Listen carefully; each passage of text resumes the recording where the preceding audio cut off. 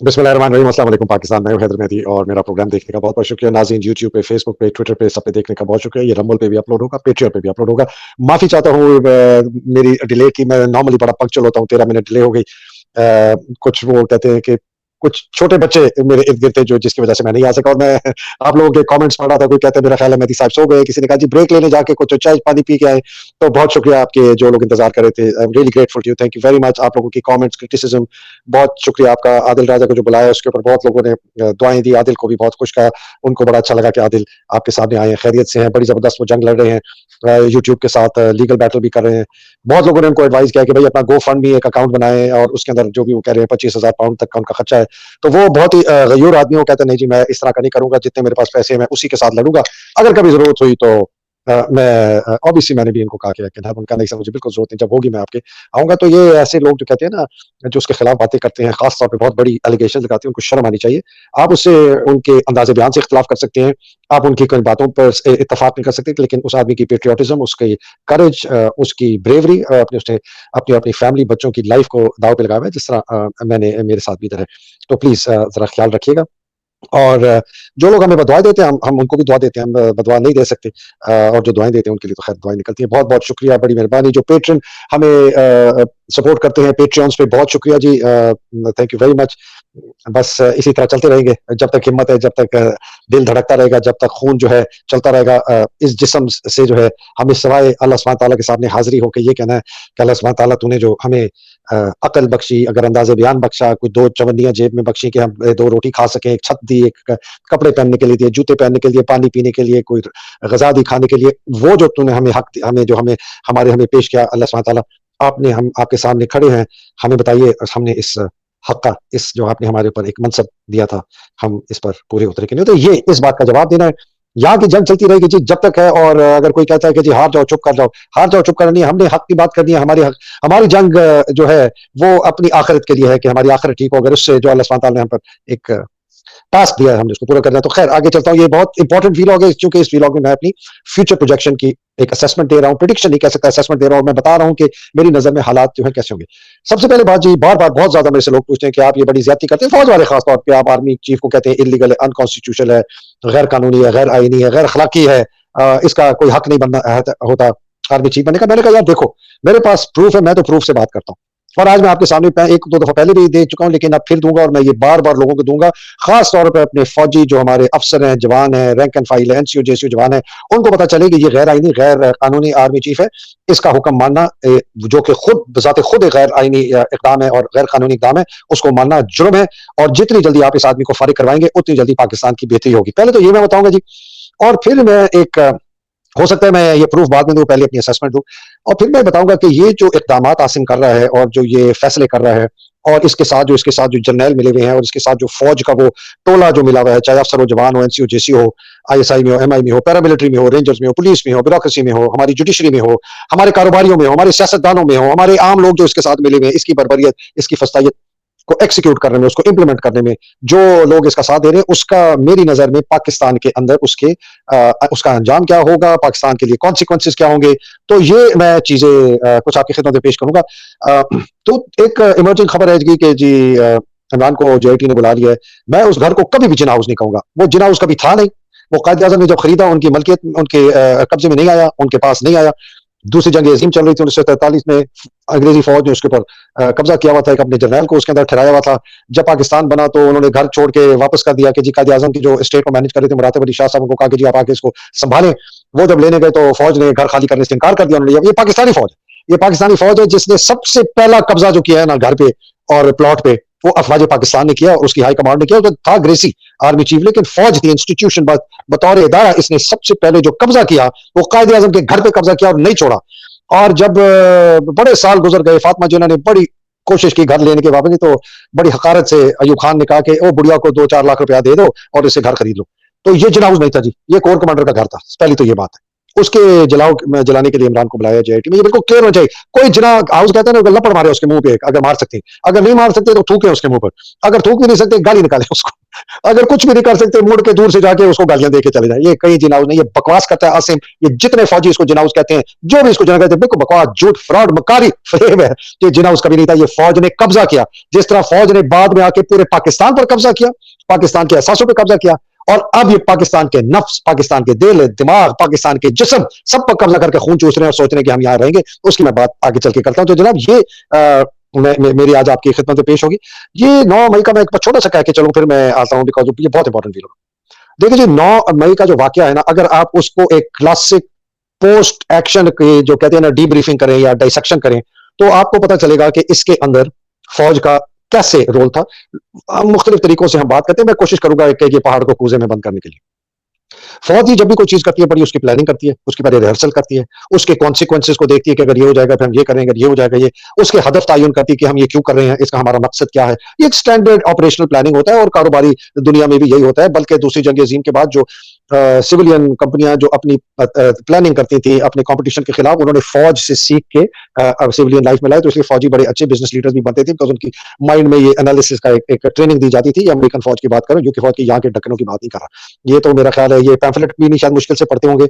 और वो DS solution होता है कि डायरेक्टिंग स्टाफ सोल्यूशन, वो पिंक रंग का होता है, जो इनको दुश्मन का बताया जाता है, अपनी फोर्सेस का बताया जाता है, कहते हैं अच्छा क्या करोगे, वो सब लिखा हुआ होता है। तो ये बड़ी प्लानिंग होती है। अगर आपको याद होना, और मैं ये क्यों मैं आपको याद इसलिए दिलाना चाह रहा हूं, मैं आपको क्यों कह रहा हूं कि मेरी गौर से सुने, मैं अपनी तारीफ नहीं करना चाहता, लेकिन मैं आपको एक बात बताऊं। मैंने जो 12 महीने पहले, 2 अप्रैल, 13 महीने पहले, मैंने जो 2 अप्रैल को कमर जावेद बाजवा को जब मैंने कहा तू मीर जाफर है और मीर सादिक है, तो उसी फहरिस्त में शामिल है। मैं तू करके बात करता हूं, इनसे मैं मेरे से नहीं निकलता तुम या आप इनके लिए।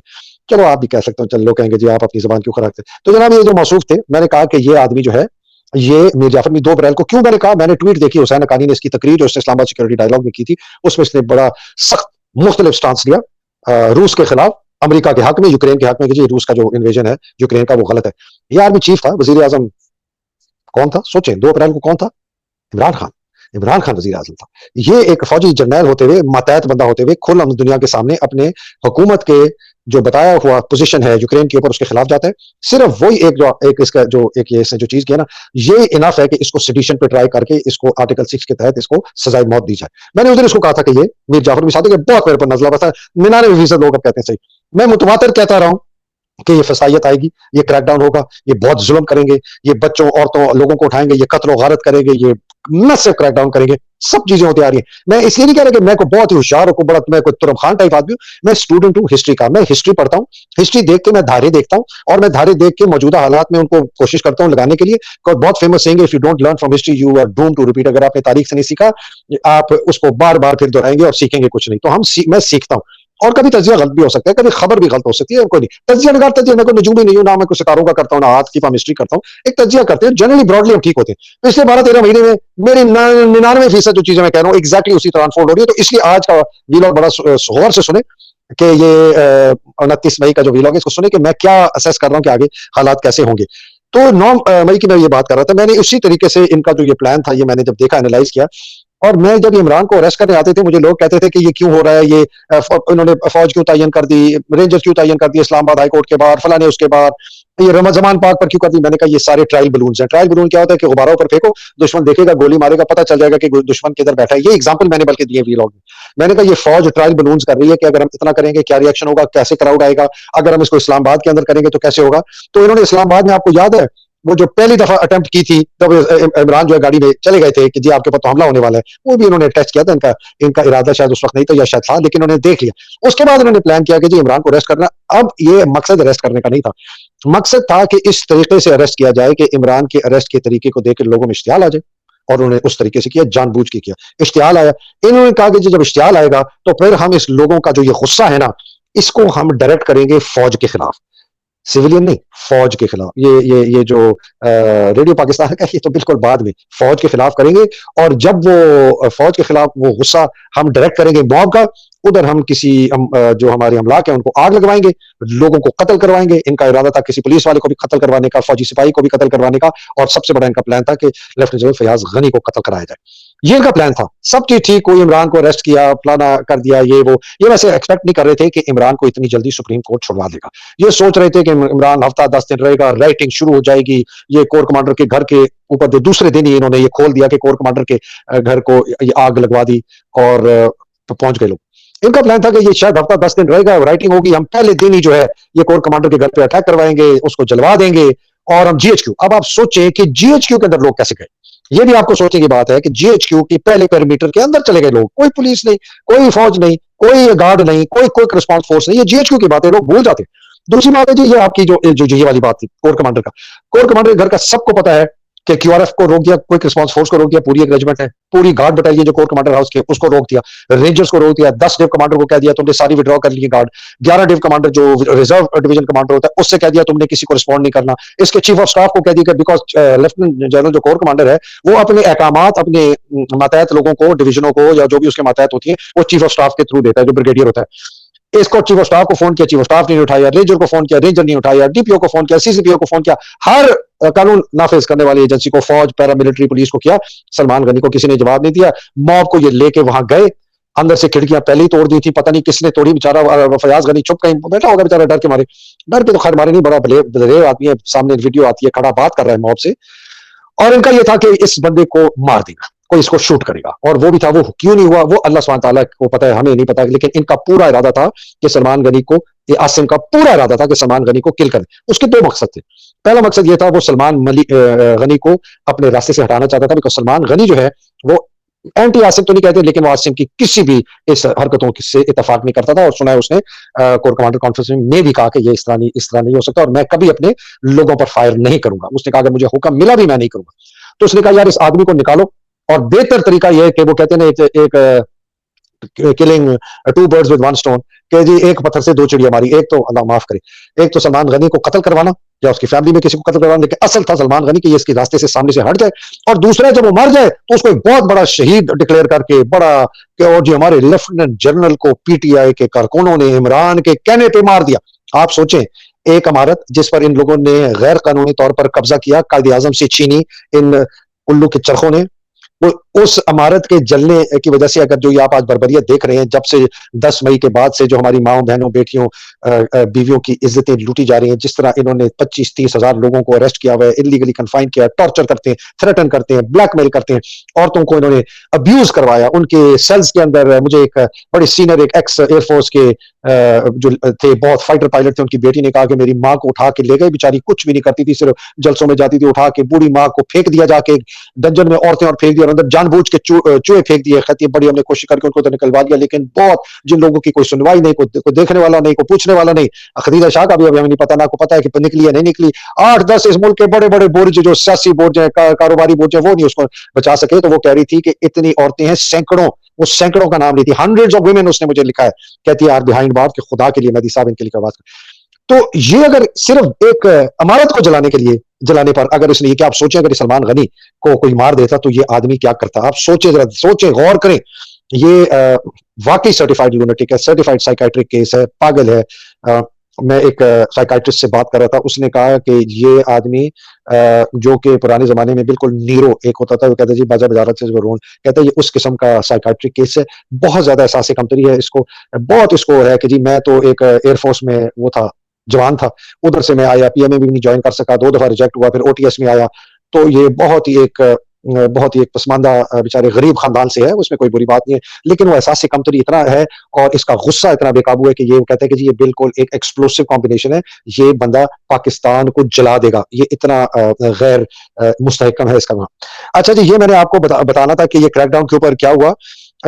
और इसने जिस तरीके से कहा कि जी मैं वेटरन्स के खानदानों को, उनकी बीवियों को, सबको करूंगा, ये मैंने आपको बताया। एयर कमांडर सजाद हैदर के साथ इन्होंने क्या किया, इन्होंने अपने शोएब अमजद साहब के साथ किया, और खास तौर पे किया लोगों को बताने के लिए कि जनरल था, लेफ्टिनेंट जनरल देखो ये जो ये जित, ये खदीजा शाह जो है आसिफ नवाज साहब की, जनरल आसिफ नवाज की नवासी है, ये सिंबॉलिकली कर रहा है। ये कह रहा है कि अगर मैं इनको नहीं, अगर ये नहीं मेरे से बच सकती है तो तुम क्या होगा। तो ये एक बिल्कुल खौफ की, एक तबाह, एक जो इसको कहते हैं एक टेररिज्म की जो है ना जी, इन्होंने किया है। और ये जो 10 tens of thousands of workers और पीटीआई के आम शहरी, और मेरे पास तो खबरें कह रहे हैं कि जी ये जो अरेस्ट है ये 50,000 तक पहुंच गए हैं। ये आप क्या 10,000 15,000 की बात करते हैं, 50,000 से है, लोगों को पता ही नहीं है कि यहाँ कहाँ, पूरे पूरे घर उठा लिए। और एक मुझे एक खातून है, वो भी भागी हुई, कहती है मैं 10 दिन से घर से भागी हुई हूँ, मेरे भाइयों के घर पे रेड, मेरी बहनों के घर पे रेड है। बुरा हाल है हमारा, हमें तो ऐसे लग रहा है कि हम जैसे कोई, जब कहती है मुझे ऐसे एहसास होता है कि जैसे जब पार्टीशन हुआ था, तो मुसलमान अपनी जो जानें बचा के भागते थे, घरों में छुपते थे। बिल्कुल मुझे लगता है ये इस तरह है, और ये जो फौज हमारी है, ये वो सिख मॉब्स हैं जो हाथ में वो अपनी कुकरियां और वो खंजर लेके निकल रहे हैं और लोगों को, औरतों को रेप कर रहे हैं। कहती है मुझे, अब जब हम सुनते थे पहले तो मुझे एहसास नहीं होता था, मुझे अब एहसास हो रहा है ये लोगों के तासरात हैं, ये कि जी इसके ये फौज के मुतालिक है, ये पुलिस के मुतालिक नहीं, ये फौज के मुतालिक वो कह रही है। अच्छा जी, मैं फिर अब आगे आ जाऊं जी कि ये जो है ना जी, इनका मकसद क्या है, तो ये मैं इसके बाद असेसमेंट देता हूँ। इनका मकसद ये है कि जी, इनका मतलब है ये जो सारा ग्रुप, जिसके अंदर आसिम मुनीर, फौज के अंदर से मैं कहता हूँ आसिम मुनीर, नदीम अंजुम, फैसल नसीर जो इसके साथ हैं, उसके नीचे आईएसआई के अफसर, इसके नीचे वो कोर कमांडर और इसके वो पीएसओ, उसके नीचे वो मेजर जनरल जिस तरह फयाज शाह था, टेंटिव वाला, और जो जनरल हैं जो इसके साथ मिले हुए हैं, ये इनके साथ जितने सियासतदान मिले हुए हैं, नवाज शरीफ, शहबाज शरीफ, आसिफ जरदारी, बिल्लो, मरियम सफदर, फजल रहमान, और उनके जो पिल्ले हैं साथ, ये आसिफ मसीह और खासतौर पर राना सनाउल्लाह, कारोबारी जो है मियाँ मंशा जैसे लोग, जो जुडिशियल सीनियर जुडिशरी में है, फाइजीसा जैसे लोग, आमिर जैसे लोग, इस्लामाबाद हाई कोर्ट सरदार तारिक जैसे लोग, ये लोग और ये कारोबारी और ये और भी इनके साथ जितने सियासतदान जो मिले हुए हैं इस बर्बरियत को पाकिस्तान पे नाफिज करने के लिए, इन सब लोगों का मकसद क्या है? जो फौज, आसिम का मकसद सिर्फ एक है। आसिम फौज के ये ओहदा जो है आर्मी चीफ का नहीं छोड़ने वाला, ठीक है जी। ये इसका मकसद है कि मैं पाकिस्तान का स्ट्रॉन्ग मैन बन जाऊं, सामने एक सिविलियन फसाद हो झूठ मूठ का। उससे पहले ये इसलिए कर रहा है कि इतना दबाओ, इतना डराओ कि जब मैं इलेक्शन भी करवाऊं किसी के थ्रू, वो चलो झूठे मूठे हों, लेकिन दुनिया के लिए है कि जी इलेक्शन हो गया, हुकूमत आ गई पाकिस्तान के अंदर, एक डेमोक्रेटिक इलेक्टेड है और पीछे से करेगा। ये बंदा अगले 10 15 20 साल पाकिस्तान को कब्जा करना चाहता है। ये मेरी आप बात सुनिए, ये मेरी हल्की फुल्की असेसमेंट नहीं है। ये पाकिस्तान को अगले 10 15 20 साल जब तक इसकी जिंदगी है, ये चाहता है, इसकी ख्वाहिश है और इसका इरादा है कि ये करेगा। जो फस्तायत इसने इस वक्त पाकिस्तान के ऊपर नाफिज की है, और जो वायलेंस और जो तबाही और बर्बादी, ये जो इसके साथ इसके जर्नैल है ना, अगर वो समझते हैं वो इससे बच जाएंगे इसके शर से, तो उनको बहुत बड़ी गलतफहमी है। इसका शर उनके ऊपर भी आएगा अगर जब जब इसको मौका मिलेगा, और वो मौका आएगा अगर ये रहा, तो एक इसका तो ये इरादा है। सियासी लोगों का इरादा बिल्कुल क्लियर है, उनको पाकिस्तान से कोई लगाव नहीं है, उनको अपनी ताकत से लगाओ, अपने पैसे से लगाओ। वो कहते हैं जी जिस हद तक हम कब्जा रख सकते हैं, पाकिस्तान में काबिज रह सकते हैं, इसका खून चूस सकते हैं हम वो। फौज के जो सीनियर जनरल है, उनका मकसद यह है कि यार फौज की हाकमियत रहे, हम पाकिस्तान की ऐसी की तैसी करते रहें, हम पाकिस्तान के अंदर सारा जो जमीन है उस पर कब्जा करें, प्लॉट बांटें, पाकिस्तान के अंदर कारोबार हमारे जो है फले फूले, हमें करोड़ों अरबों रुपए मिलते रहे जिस तरह मिलते हैं। नीचे जो कर्नल ब्रिगेडियर मेजर जनरल है, वो भी वही देख रहे हैं कि यार ऊपर जाऊंगे तो 12 प्लॉट मिलेंगे, इतना बड़ा घर हो जाएगा, मैं पहाड़ी के ऊपर घर बनाऊंगा। और एक मेरी यूनिट का जनरल था, उसको हम मिलने गए, रहता था अंदरूनी शहर पिंडी का। हम गए तो 20 मिनट इंतजार कराया। मैं जब 20 मिनट के बाद आया, बड़ा ऐसे अकड़ उकड़ के, मैंने दूसरे बंदे को बाद में कहा, मैंने कहा यार इस बंदे की इतनी बेशर्मी है, मैं भी, तू भी इससे कितना सीनियर, मैं इससे कितना सीनियर। ये जो पुराने जमाने के जर्नैल अंग्रेज नुमा होते थे ना, वो मेहमान को बिठा के देर में आते थे जरा अपना रोब करने का। एक 1.5 फीट की गली में इसका घर था। इसके बाप का जब इंतकाल हुआ तो वो जो गंदी नाली में कुर्सियां सामने रखी हुई थी, उधर से ये आया और इसके ये तेवर। तो ये इस किस्म के तेवर इन लोगों के हैं जो कि बिल्कुल, कभी कुमार, मैं बात नहीं करना चाहता कभी कुमार की, फिर से बात करूंगा जुलाओं वगैरह की कि इसका ये हमारे पर जहन पे ये क्या हमारा असर है, हमारी परवरिश में क्या असर है कि हम जब हमारे पास जब ताकत आ जाती है तो हमें समझ नहीं आती इस ताकत को हम इस्तेमाल करें। और ये मुनीर की जो है ना, आसिम मुनीर की भी यही कैफियत है।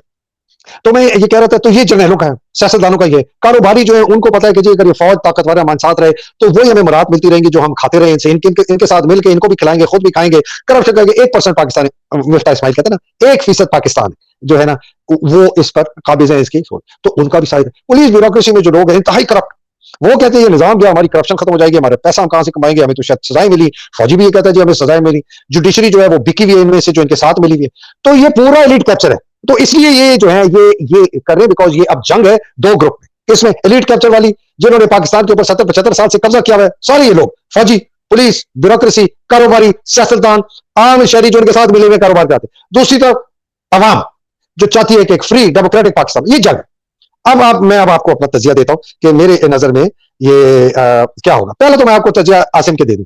मेरी नजर में ये पाकिस्तान का शॉर्टेस्ट सर्विंग आर्मी चीफ होगा। ये मेरी आप तजिया याद रखें, शॉर्टेस्ट सर्विंग। ये जो ख्वाब देख रहे हैं ना कि मैं 5 10 15 20 साल पाकिस्तान में स्ट्रॉन्ग रह के सामने एक हुकूमत का एक वो होल देकर मैं पीछे करूंगा, ये इसका ख्वाब पूरा नहीं होने लगा। और मैं एक और भी आपको प्रेडिक्शन देता हूं, अल्लाह सुब्हानहू तआला के हाथ में है जिंदगी और मौत। मुझे ये जो है ना, एक नॉर्मल मौत मुझे इसकी नज़र नहीं आती। मैं इसकी एक बहुत खौफनाक और खतरनाक मौत देखता हूँ और इसके और इसके खानदान का अंजाम मैं बहुत बुरा देखता हूँ। मैं कोई थ्रेटन नहीं कर रहा, प्लीज़ लोग ये कह दें। मैं तारीख के दायरे से मैं देखता हूँ कि चाउसेस्को के साथ क्या हुआ, मैं देखता हूँ सद्दाम के साथ क्या हुआ, मैं देखता हूँ कदाफी के साथ क्या हुआ, मैं देखता हूँ ईरान के जर्नैलों के साथ, उनके वज़ीर-ए-आज़म, वज़राए-आज़म, एक नहीं बहुत सारे, कैसे-कैसे उनके घरों के बाहर उनको 15-15 मिनट के बाद ट्रायल करके लटकाया जाता है, मैं वो देखता हूँ। तो मैं तो तारीख का धारा देखता हूँ। मैं रोमन डायनेस्टी 350 साल वाली देखता हूँ। इसकी जार निकोलस और उसकी फैमिली के साथ क्या किया जब कम्युनिस्ट ने टेक ओवर कर लिया 1917। तारीख देखता हूँ, तारीख की मैं धारे में मैं कहता हूँ मुझे ये आदमी नजर नहीं आता। जितनी मर्जी ये बर्बरियत कर ले, जितना मर्जी ये फसाइयत करवा ले, जितनी मर्जी ये गार्ड रखवा ले अपने इर्द गिर्द, ये बंदा अपने ही बंदों के हाथों जो है ना इसका जवाल आएगा। ये मेरी आप बात याद रखें और बहुत बुरा जवाल आएगा। पहले तो ये मेरी प्रेडिक्शन है जी, असेसमेंट इस आदमी के मुतालिक। दूसरी मेरा जो है ना कि जी अब ये जो फस्तायत कर रहा है और ये एक वाहिद आदमी है, इसके साथ नदीम अंजुम इसके भी काट रहे हैं किसी तरीके से, अंदर से इसको भी हॉलो करने की कोशिश कर रहे हैं और इसका काम भी कर रहे हैं। वो ये समझ रहे हैं कि ये बंदा बदनाम होके इसको कोई उड़ा देगा तो नदीम अंजुम जो है ना वो आर्मी चीफ बन जाएगा, फिर वो जो वारे नहीं हम हमने वाला है फैसल वाडा के साथ। ये रातों को शराबें पी पी के धुत होके गिर जाते हैं। मुझे लोगों ने कहा है इनको उठा के ले जाया जाता है, इसको और फैसल वाडा को। फैसल वाडा जो इतनी चीखें और छलांगे मारता है ना, उसका भी वही हाल होना है जो इन लोगों का होना है। खैर एनीवे, और उन जैसे जो और उसके साथ जो बहुत लोग हैं।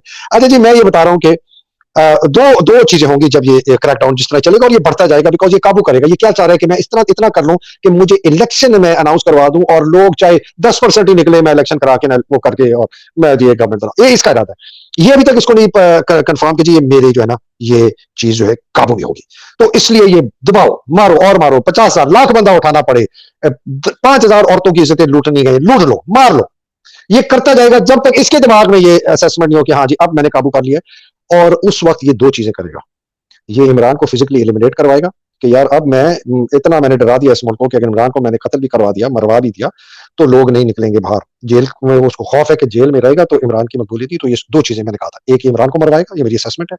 दूसरा, ये इलेक्शन तब अनाउंस करवाएगा। लोग कहते हैं जी अक्टूबर में इलेक्शन अनाउंस करवाएगा। मैं आपको फिर कह रहा हूँ ये इलेक्शन अनाउंस तब करवाएगा जब इसको मुकम्मल यकीन हो जाएगा कि मैं इस मुल्क के ऊपर जबरन जिस तरह आपको एक पागल कुत्ता तो ये है, लेकिन एक और कोई पागल कुत्ता है उसको आपने पट्टा डाल के मार के उसको गोली न मारी। तो ये this is my second assessment.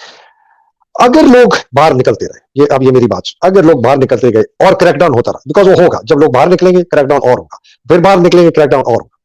तो एक वक्त आ सकता है, टाइमिंग करना बहुत मुश्किल है, महीने में आएगा, 2 महीने में आएगा, 6 महीने में आएगा, 3 महीने में आएगा, लेकिन एक वक्त आएगा, ये बड़ी गौर से सुने, एक वक्त आएगा कि एक लेटेंट का मतलब है ज़रे ज़मीन, कोवर्ट मतलब छुपी हुई एक बगावत शक्ल लेगी। वो बगावत इस वक्त तो ज़हनी बगावत है ना, ज़हनी बगावत है मेरी, आपकी, हम सब की। इस फसाइयत के खिलाफ हम बात उठाते हैं, हम ट्वीट करते हैं, हम आर्टिकल लिखते हैं, हम वीलॉग करते हैं, हम आपस में कहते हैं। ये हमारी ज़हनी जो है, हम कह दें कि हम नहीं चाहते, लेकिन ये ज़हनी हम बगावत कर रहे हैं इस निज़ाम के खिलाफ। लेकिन फिर जो है फिजिकल बगावत होगी। फिजिकल बगावत में क्या होगा, लोग बंदूक उठाएंगे। ये मेरी नजर में शुरू होगी केपी से, बिकॉज केपी के अंदर लोग जो हैं वो बिल्कुल इस वक्त पक्के हुए बैठे हैं। इससे केपी से शुरू होगी, ये बलूचिस्तान में भी जाएगी, बिकॉज वहां दोनों जगह पर टेररिस्ट भी हैं, सेपरेटिस्ट भी हैं, वो भी शामिल हो जाएंगे। आपको पता है, मैं बड़ी हैरानी की बात शायद आपको ना पता हो, जब ईरान का रेवोल्यूशन आया था तो ईरान के रेवोल्यूशन के जो लोग थे ना, पासदारान ईरान, रेवोल्यूशनरी गार्ड्स, जो अब IRGC बन गई, उनके साथ आपको पता है कौन फाइट कर रहे थे? कम्युनिस्ट उनके साथ फाइट कर रहे थे, बिकॉज वो भी तंग थे इनसे। कहा एक इस्लामिक बड़ा रेडिकल इस्लामिस्ट, दूसरी जगह बिल्कुल कंप्लीट बाई बाजू के कम्युनिस्ट। उनका नाम था, मैं नाम भूल रहा हूं, उनका भी इसी तरह फलाने ईरान नाम था, मैं नाम भूल रहा हूं। एनीवे, तो सेपरेटिस्ट आएंगे, इसलिए मैं कह रहा हूं यहाँ। और चूंकि ये हाईली वेपनाइज्ड इलाके हैं और इसके अंदर बहुत लोगों को पता भी है कि ये किस तरह करते हैं, ये होगी। इसकी मैनिफेस्ट कैसे होगी? मैनिफेस्ट बड़े मुख्तलिफ तरीकों से होती है। पहले ये होता है कि जी ये जो लेटेंट होती है ना इंसर्जेंसी, कोवर्ट इंसर्जेंसी, वो शक्ल क्या लेती है कि वो सॉफ्ट टारगेट्स पहले चूज करते हैं। सॉफ्ट टारगेट क्या हुआ, एक पुलिस वाला खड़ा हुआ, एक फौजी ट्रक में 2 बंदे जा रहे, ठीक है ना जी, एक मोटरसाइकिल पे कोई अफसर घर जा रहा, कोई पैदल चलता हुआ जवान जो है वो कहीं जा रहा, कोई इस तरह। ये सॉफ्ट टारगेट ये उनको करेंगे, बिकॉज लाइक इट और नॉट, गुस्सा इन लोगों को उस सिंबल से है जो वो समझते हैं कि उस सिंबल, वो कौन है? वो आर्मी चीफ मुनीर।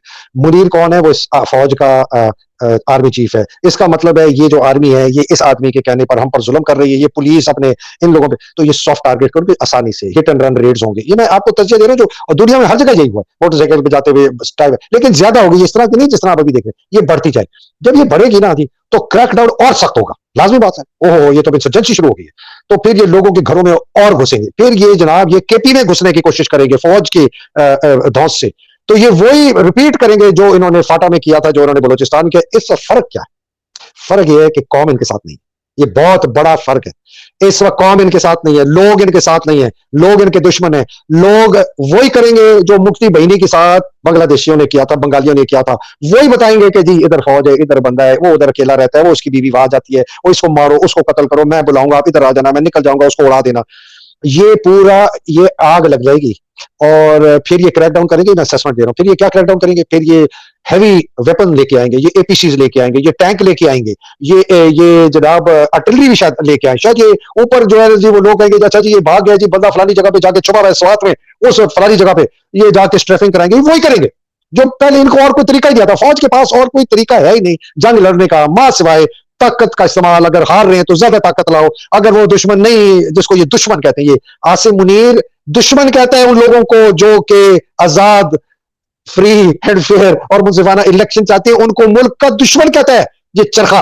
इमेजिन करें, ये इमरान खान को एंटी स्टेट कहता है, ये पीटीआई को टेररिस्ट ऑर्गेनाइजेशन कहता है, ये कहता है मैं इनकी ऐसी की तैसी कर दूंगा, मैं इनको नेस्त नाबूद कर दूंगा, अगर कुछ नहीं हुआ, अगर ये मैं ना गया, मैं इनको साथ लेके जाऊंगा, जला दूंगा इस मुल्क। तो ये इंसर्जेंसी ऐसी होगी। और उसके बाद जी मैं आपको बताऊं उसकी नेक्स्ट स्टेज है कि फौज में फूट पड़ेगी, पुलिस में फूट पड़ेगी, ब्यूरोक्रेसी में फूट पड़ेगी, जितने आपके मुल्क के इरादे फूट पड़ेगी, पैरामिलिट्री में फूट पड़ेगी, रेंजर्स में फूट, और फिर खाना जंगी। ये होगा जी। अगर ये समझते हैं ना कि ये नहीं होगा तो इनकी बहुत बड़ी भूल है, बहुत बड़ी भूल है कि अगर ये समझते कि नहीं होगा। लोग आप मेरी बात याद रखें, 5,000 बंदे ने हथियार उठा लिए ना, ये इनके नाक चचवा देंगे, ये वियट कॉन्ग और वियतनाम के अंदर, और जो ये पहले चंद हजार लोग होते थे। ये खौफ करें कि कितनी तादाद थी, ज्यादा से ज्यादा आप सोचे तहरीक तालिबान पाकिस्तान की, जिसके खिलाफ 6.5 लाख फौज, 4 डिवीजनें, पूरा स्टेट, लोग उनके साथ नहीं थे। ये फिर जाके काबू का कुछ लोग उनके साथ मिल गए, ये मसूद पश्तीन वगैरह को हम जो बड़ी बाद में गाली थे, उनका गुस्सा ये था, उनको एंटी स्टेट कहा, लोगों ने कहा मुजीब को एंटी स्टेट का गद्दार बना दिया, फातिमा जिन्ना को कहा गद्दार, एंटी स्टेट है, इंडियन एजेंट है, इमरान एंटी स्टेट है, कहां तक जाते रहोगे। ठीक है जी, एनीवे, तो ये है जी मेरा तज्जिया। और ये प्लीज आप याद रखें कि ये जितने आपके फौज के अंदर लोग हैं ना, ये प्लीज मेरी बात सुने, खास तौर पे जो सर्विंग सीनियर जनरल्स हैं और मेजर जनरल्स हैं, लेफ्टिनेंट जनरल्स हैं, ब्रिगेडियर्स, कर्नल्स, मेजर्स, कप्तान, लेफ्टिनेंट, सरदार मेजर साहिबान, सरदार साहिबान जिनको हम कहते हैं, एनसीयू जवान, जरा गौर से सुनो। ये आदमी, ये देखें जी, मैं आपको ना एक बहुत इंपॉर्टेंट चीज दिखा रहा हूं जी। ये जो आप देख रहे हैं ना जी, ये कह रहा है कि जी 6 लेफ्टिनेंट जनरल प्रमोट हुए हैं सितंबर 2018 में। मैं आपको प्रूफ दे रहा हूं, 6 लेफ्टिनेंट जनरल प्रमोट हुए हैं सितंबर 2018 में। ठीक है जी, उन सब की तस्वीर है, उसके अंदर ये तस्वीर है मेजर जनरल आसिम मुनीर। ठीक है जी, सितंबर 2018 में ये बंदा लेफ्टिनेंट जनरल प्रमोट होता है, इसके साथ 5 और जनरल प्रमोट होते हैं। सारे के सारे वो 5 जो है सितंबर में, एक आदमी शायद अक्टूबर में रिटायर हो गया। ये मैं कुछ गाली देने वाला था, ये नर का बच्चा आपका आज आर्मी चीफ बैठा हुआ है, इसको भी सितंबर 2018 में रिटायर होना चाहिए था।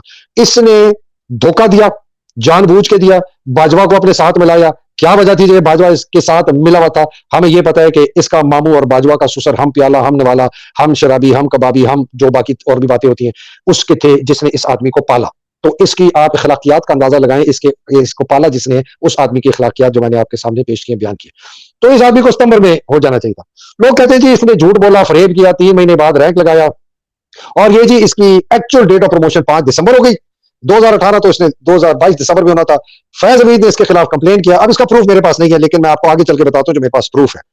फैज अमीद ने कहा बाजवे को कि ये तो बंदा नंबर 1 हो जाएगा, मैं तो वैसे ही 4थे नंबर पे था, मैं 5वें में जाऊंगा, मेरा तो नाम ही नहीं कंसिडर होगा। अगर उन्होंने 4 नाम मंगाए तो मेरा तो होगा ही नहीं। उसने कहा अच्छा मैं इसको 27 नवंबर कर देता हूं कि ये जो भी आर्मी चीफ 29 नवंबर को रिटायर हो रहा होगा, ये उससे 2 दिन पहले हो जाए, तो ये रन में ना हो। अब आप ये देख लीजिए, आपको बाजवा कह रहा है कि मैं इसको 27 नवंबर की इसकी रिटायरमेंट डेट कर सकता हूं कि इसका नाम ही ना कंसिडर हो आर्मी चीफ के लिए, जब आर्मी चीफ की कंसिडरेशन होगी 29 नवंबर 2022 के आर्मी चीफ बनाने के लिए। बिकॉज उस वक्त तो किसी को नहीं पता था कि बाजवा जो है उसको एक्सटेंशन मिलेगी। ठीक है जी, अब मैं आपको एक ये बड़ी इंटरेस्टिंग चीज बताता हूं। ये जी खबर है डॉन की। Lieutenant general Asim Munir appointed DGISI। इसकी जरा नीचे या डेट देखें, 10 अक्टूबर 2018। इसका मतलब है कि इस आदमी ने 2018 10 अक्टूबर को फॉर्मली रैंक जो है और अपॉइंटमेंट एक्सेप्ट हो गई थी, इसका कोरो निकल चुका था, वरना ये अपना ये अनाउंसमेंट ना होती। ये मैं एक अखबार की बता रहा हूं, ये मैं आपको दूसरी अखबार की बताता हूं जी। लेफ्टिनेंट जनरल आसिम मुनीर, ये एक्सप्रेस ट्रिब्यून की खबर है जी, ये भी जी 10 अक्टूबर की है। ये इन लोगों ने कहां से ली ये खबर? इन अखबारों ने कहा, लोग कहेंगे जी ऐसी अखबार ने कर दी, ये जी खबर यहां से आई है जी। ये जी ISPR की रिलीज है जी, ये 10 अक्टूबर ISPR की रिलीज है। अभी भी आप जाके इसको आप इनके आर्काइव्स में देख लें। ऊपर क्या लिखा हुआ है जी, लेफ्टिनेंट जनरल अजहर साले Abbasi chief of logistics staff बने हैं जी, लेफ्टिनेंट जनरल आसिम मुनीर जी DGISI बन गए। ठीक है जी। ये जरा इसलिए कि इसमें वो तिरंगा है ना, आर्मी एयरफोर्स नेवी का सोर्ड भी है, हथियार लगाए हुए जो हमारे ये कमरों में खोपते हैं, हमारी पेट काटते हैं, इससे वो कह रहा है 10 अक्टूबर को कि जनाब इस बंदे को हमने 10 अक्टूबर को DGISI बना दिया। अगर 10 अक्टूबर को DGISI बन गया, इसका मतलब है कि 10 अक्टूबर 2022 को ये बंदा रिटायर। तो ये कैसे 27 नवंबर को हुआ? ये कैसे हुआ? ये पूछने वाली बात है। ये बिल्कुल बंदा इलीगल है, अनकॉन्स्टिट्यूशनल है, गैर कानूनी है, गैर आईनी है। कोई सिपाही, कोई NCO, कोई JCO, कोई सरदार साहिबान, कोई फौजी अफसर, लेफ्टिनेंट से लेकर लेफ्टिनेंट जनरल तक, जो इस आदमी का हुक्म मानता है, ये गैर कानूनी हुक्म है, ये गैर आईनी हुक्म है, ये आर्मी का चीफ नहीं है। ये कमर बाजवा ने मरियम सफदर के कहने पे, नवाज शरीफ के कहने पे इस रिटायर्ड लेफ्टिनेंट जनरल को आर्मी चीफ बनाया है। ये चले सितंबर में प्रमोट हुआ, सितंबर 2022 में इसने नई रैंक लगाया, लेकिन इसकी ऑफिशियल अपॉइंटमेंट DGISPR कहता है 10 अक्टूबर को 2018 को। यह 4 साल का टेन्योर होता है जनाब लेफ्टिनेंट जनरल का। 10 अक्टूबर 2022 को इस बंदे को खाने खा के घर जाके रहना था। ये कम वक्त काबिज हुआ है आपकी फौज पर, और ये वो कर रहा है जो मैंने आपको बताया है कि पाकिस्तान में खाना जंगी होगी। मैं ये बता दूं, इसके सारे जर्नैलों को बता दूं, आप तारीख पढ़ें प्लीज जाके, आप अपनी बीवियों, बेटियों, बच्चों को भी पढ़ाएं। आप सारे सियासतदान में नवाज, शहबाज, फजलू, आसिफ जरदारी, बिल्लू, मरियम, ये मरियम औरंगजेब, या हमजा, या ख्वाजा आसिफ, या ख्वाजा साद रफीक, जो कि एक बहुत ही एक अच्छे माहौल में इन्होंने सियासत की थी, ये वो माहौल नहीं रहा। आपने जिस बर्बरियत का साथ दिया है, आप तारीख पढ़े, या तो आप भाग जाएंगे यहां से, या आपको इस पाकिस्तान की अवाम का गुस्सा चखना पड़ेगा, और वो गुस्सा उसी किस्म का होगा जो ईरानियों ने अपने, जो इनके ऊपर इजारादारी की हुई थी उन्होंने, जो कम्युनिस्ट ने किया है, जो लिबियन ने, इराकियों ने अपने लोगों के सदाम और इसके खिलाफ किया, जो रोमेनिया के लोगों ने चाउसेस्को के खिलाफ किया, और बेतहाशा आप तारीख में देख लें। ये आप बच नहीं सकेंगे, ना आप बचेंगे, ना आपके खानदान बचेंगे, ना आपके बच्चे, ना आपकी औलाद। भाग जाए तो भाग जाए, उसका मैं नहीं कुछ कह सकता। लंदन जाके अगर आप बैठ गए, अगर आप पाकिस्तान में, और इसके साथ आप इतने ज्यादा बेगुनाह फौजी अफसरों, जवानों, NCO, JCOs, उनकी फैमिलीज की जिंदगी खतरे में डालेंगे, पुलिस वालों की डालेंगे, ब्यूरोक्रेट्स की खबरों, जुडिशियल ऑफिसर्स की डालेंगे जिंदगियां, जो कि आपके साथ नहीं अलाइंड, लेकिन डर के मारे चुप हैं। लेकिन जब वो जो कहते हैं ना, जब अल्लाह सुब्हानहू तआला की जब तलवार अपनी मखलूक के थ्रू आती है, फिर वो किसी को नहीं बख्शती, वो किसी को नहीं बख्शती। मेरी बात याद रखें, मेरा तज्जिया याद रखें। मैं तो उस दिन से डर रहा हूं कि ये इंसर्जेंसी कहीं शुरू ना हो जाए। जितना मर्जी कर लो आसिम मुनीर, मैं तुमको बता रहा हूं, आसिम मुनीर तुमको बता रहा हूं, मेरी आंखों में आंखें डाल के देखो, मैं स्टूडेंट ऑफ हिस्ट्री हूं, मैं तुम्हें डराना चाहता हूं। इसलिए डराना चाहता हूं कि तुम जिस डगर पे और जिस तुम सड़क पे चल पड़े हो पाकिस्तान को ले जाने के लिए, वो पाकिस्तान की तबाही और बर्बादी लेके आएगा, तुम्हारी भी लाएगा, तुम्हारे खानदान की, और लाखों पाकिस्तानियों की, और बेगुनाह पाकिस्तानियों की, उनकी माओ, बहनों, बीवियां, बेटियां, माँ बाप, इनोसेंट लोगों की तबाही बर्बादी लाएगा। ये कोई तुम्हारा ना प्लॉट होगा, ना घर होंगे, ना तुम्हारी वर्दियां होंगी, ना तुम्हारी बंदूकें होंगी, तुम्हारी अपनी बंदूकें तुम्हें मारेंगी। ये याद रखें, ये तारीख है। खुदा के लिए हाथ जोड़ता हूं, अकल के सांस लो, फ्री फेयर इलेक्शन कराओ, हुक्मरानी लोगों के हवाले करो, जो वो करते कर। अब तक के लिए इजाजत दी। अल्लाह सुब्हानहू तआला आप सबको अपने हिफ्ज़ मान में रखे, पाकिस्तान की हकीकी आजादी की जंग लड़ने वालों को हिफ्ज़ मान में रखे। बहुत कठिन वक्त आ रहा है जी, बहुत कठिन वक्त आ रहा है, और आपने साबित कदम रहना है। और मैं आपसे गुजारिश करूंगा कि आप प्लीज वो चीज ना करें जो मैं देख रहा हूं होते हुए। लेकिन ये तारीख का वादा है, ये तारीख हमें बताती है कि एक दिन आता है कि जुल्म सहने वाला कहता है बस, इनफ इज इनफ। उसको ही हैज नथिंग टू लूज, वो हर चीज से वो जान छुड़ाता है और कहता है जी बस, ऐसी की तैसी, मैं आ गया हूं मैदान में। तो अल्लाह सुब्हानहू तआला हमें हिफ्ज़ मान में रखे, पाकिस्तान को हिफ्ज़ मान में रखे। पाकिस्तान जिंदाबाद, पाकिस्तान पाइंदाबाद। इलाही आमीन। अस्सलाम वालेकुम, खुदा हाफिज़।